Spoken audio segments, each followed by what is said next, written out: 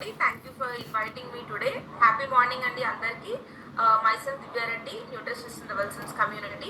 So ఇవాళ నేను మీతో టాపిక్ షేర్ చేసుకోబోయే ముందు నేను మీకు అందరినీ ఒక క్వశ్చన్ అడగాలి అనుకుంటున్నానండి. ఎంతమంది ఈగర్గా వెయిట్ చేస్తున్నారండి హెల్తీ స్నాక్స్ తెలిస్తే బాగుండు పిల్లలకి డైలీ లైఫ్లో పెట్టడానికి అని చెప్పేసి? మీరు Q&A కానీ చాట్ బాక్స్లో కానీ మెన్షన్ చేయండి. వావ్ వావ్, చాలా మంది మేము తెలుసుకోవాలనుకుంటున్నామని చెప్పేసి నాకు చాట్ బాక్స్ లో మెన్షన్ చేస్తున్నారండి. డెఫినెట్ గా అండి. మరి ఎందుకు ఆలస్యం అంటే నేను వచ్చేసాను కదా. మీకు మీ పిల్లలకి హెల్తీ స్నాక్స్ ఎలా పెట్టాలి, అన్హెల్తీ ఫుడ్ తీసుకుంటే ఎలాంటి డిసడ్వాంటేజెస్ ఉంటాయనే దాని గురించి వాళ్ళ నేను మీతో షేర్ చేసుకుంటానండి. ఎస్ అండి, చాలా మంది ఏంటి అని అంటే పిల్లలకి ఎలాంటి ఫుడ్ పెట్టాలి, ఎప్పుడు పెట్టాలి అని చెప్పేసి చాలా మంది పేరెంట్స్ జంక్ ఫుడ్ పెడుతూ ఉంటారనమాట. సో అలా జంక్ ఫుడ్ పెట్టడం వల్ల ఎలాంటి డిసడ్వాంటేజెస్ వస్తాయి అని చూస్తే మనము మ్యాగీ పెడుతూ ఉంటారు. తర్వాత బియ్యం పిండితో చేసిన చెకోడి అని చెప్పేసి డిమార్ట్లలో దొరుకుతుంటాయి, అవి పెడతారు. కురుకురేలు పెడుతూ ఉంటారు, ఫ్రైడ్ ఫుడ్ పెడుతూ ఉంటారు, చిప్స్ పెడుతూ ఉంటారు, ఇవన్నీ పెడుతూ ఉంటారు. వాటిలో ఏంటి అంటే కార్బ్స్ ఎక్కువగా ఉండడం వల్ల ఇన్సులిన్ లెవెల్స్ అనేవి ఎక్కువగా స్పైక్ అయిపోతుంటాయి. అంతేకాకుండా ఒబేస్లోకి వెళ్ళిపోతూ ఉంటారు. హార్ట్ డిసీజెస్ రిస్క్ అనేది ఎక్కువగా ఇంక్రీజ్ అయిపోతుంది.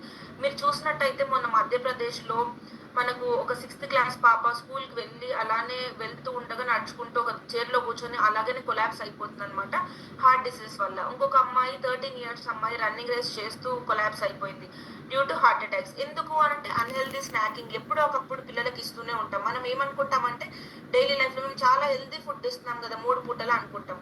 దానికి బదులు మీరు ఏం చేయొచ్చు అంటే 2 పూటల నార్మల్ ఫుడ్ ఇస్తూ ఒక పూటలో ఆ స్నాక్ ఏదైతే మీరు పెట్టాలి అనుకుంటున్నారో మంచి న్యూట్రిషన్ వాల్యూస్ ఉన్న ఫుడ్ అనేది పిల్లలకు పెట్టండి. అండ్ ఇమ్యూనిటీ సిస్టమ్ వీక్ అయిపోవడం అంటే ఎక్కువగా ఫుడ్ మల్టిపుల్ టైమ్స్ ఇవ్వడం వల్ల ఏంటి అంటే వాళ్ళకు ఇమ్యూనిటీ లెవెల్స్ అనేవి లో అయిపోవడము, వైటమిన్ డి డెఫిషియన్సీస్ రావడము, మెంటల్ హెల్త్ పైన ఇంపాక్ట్ అయిపోయి లేజీగా ఒకటే దగ్గర కూర్చోవడం, ఎవరితో మాట్లాడకుండా ఉండడము, ఇలాంటివి చేస్తూ ఉంటారనమాట. అండ్ అంతేకాకుండా డెంటల్ ప్రాబ్లమ్స్, పళ్ళకు గాయాలు పట్టడం కానీ లేదంటే నోట్లో పుచ్చుకోవడం కానీ, చాక్లెట్స్ ఇవన్నీ ఎక్కువగా కార్బ్స్ ఉండేవి, ఇన్సులిన్ లెవెల్స్ పైకి అవి ఎక్కువగా ఇవ్వడం వల్ల అండ్ క్రానిక్ డిసీజెస్ అనేవి కూడా ఎక్కువగా ఇంక్రీజ్ అవుతుంది. అసలు క్రానిక్ డిసీజెస్ అంటే ఏంటి అని అంటే అన్హెల్దీ స్నాకింగ్, జంక్ ఫుడ్స్ అంటే చాలా long duration every day continuous గా అన్హెల్దీ ఫుడ్, జంక్ ఫుడ్ ఇవ్వడం వల్ల మనకి ఎలాంటి హెల్త్ ఇష్యూస్ వస్తాయి అంటే హైపర్ టెన్షన్స్ రావడము, లివర్ డిసీజెస్ రావడము, and added sugars, preservatives, unhealthy fats ఇవ్వడం వల్ల క్యాన్సర్స్ రావడం, ఇవన్నీ జరిగిపోతూ ఉంటాయన్నమాట. సో చూసారు కదా, మనం అన్హెల్తీ ఫుడ్ ఇవ్వడం వల్ల ఎలాంటి హెల్త్ ఇష్యూస్ వస్తాయో, ఎన్ని డిసడ్వాంటేజెస్ ఉంటాయో. అంటే మన చేతుల ద్వారానే మన పిల్లలకి రోగాల బారిన పడే విధంగా మనం చేస్తున్నాం. సో ఇప్పటి నుంచి అయినా మనం హెల్తీ స్నాకింగ్ ఎలా తీసుకోవాలంటే దాని గురించి మనం తెలుసుకుందాము. నేను మీకు ఇప్పుడు ఒక వీడియో అనేది ప్లే చేస్తానండి. అందులో మనకు ఎలా ఉంటుంది, మనకు ఒక మైక్రో ఆర్గానిజం మైక్రోస్కోప్ కింద పెట్టిన ఒక చిప్స్ వాటి గురించి ఎలా ఉన్నాయి, బ్యాక్టీరియా, అన్హెల్దీ ఫుడ్స్ వల్ల ఎలాంటి డిసీజెస్ వస్తాయనే దాని గురించి మీకు క్లియర్గా అర్థమవుతుంది. ఒకసారి చూడండి.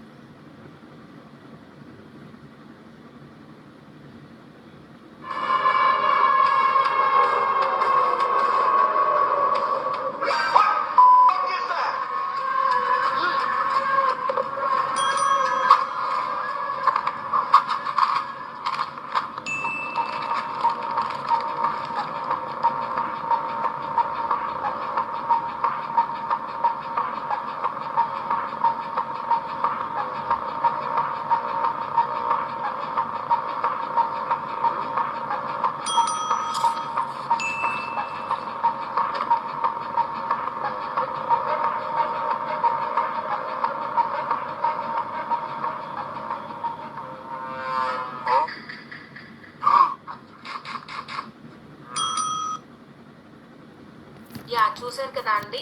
ప్రతి ఫుడ్ ని కూడా మనము మైక్రోస్కోప్ కింద పెట్టయితే పిల్లలకి ఇవ్వలేమన్నమాట. ఒక పూట అయితే ఇవ్వగలం కానీ ప్రతి పూట అయితే ఇవ్వలేము. సో యాజ్ ఎ పేరెంట్స్ గా మనమే రెస్పాన్సిబిలిటీ తీసుకొని పిల్లలు డిసీజ్ బారిన పడకుండా ఎలాంటి హెల్తీ ఫుడ్, న్యూట్రిషన్ ఫుడ్ ఇవ్వాలి అనే దాని రెస్పాన్సిబిలిటీ మనం తీసుకొని పిల్లల కేర్ అనేది తీసుకోవాలన్నమాట.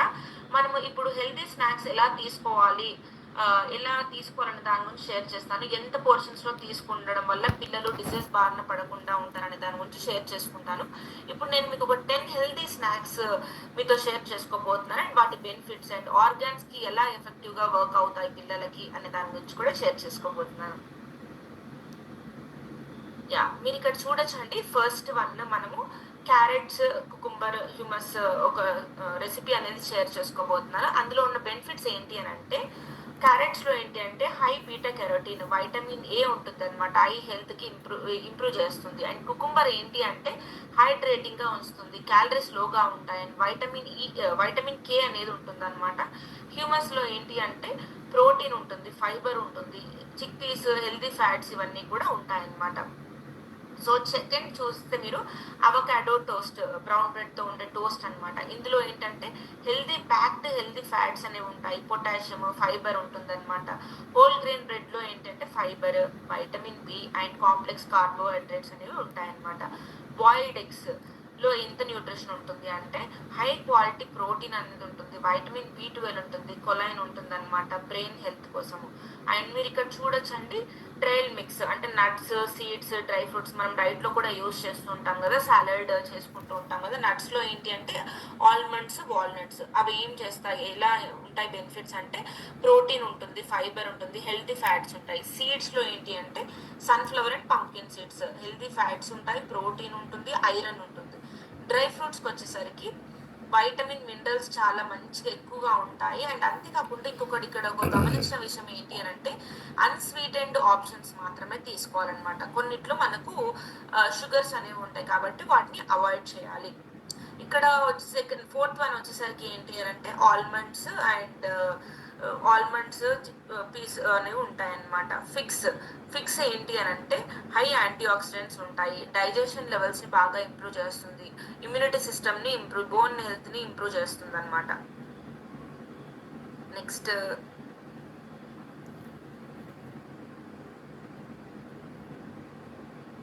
మీరు ఇక్కడ చూడొచ్చండి హోల్ గ్రెయిన్ క్రాకర్స్. ఇక్కడ ఏంటి అని అంటే ఫైబర్ ఉంటుంది, వైటమిన్ బి ఉంటుంది, కాంప్లెక్స్ కార్బ్స్ ఉంటాయి, చీజ్, కాల్షియం ఉంటుంది, protein, vitamin D bone health ని ఇంప్రూవ్ చేస్తుంది అనమాట, లోవర్ ఇమ్యూనిటీ లెవెల్స్ బారిన పడకుండా చేస్తుంది.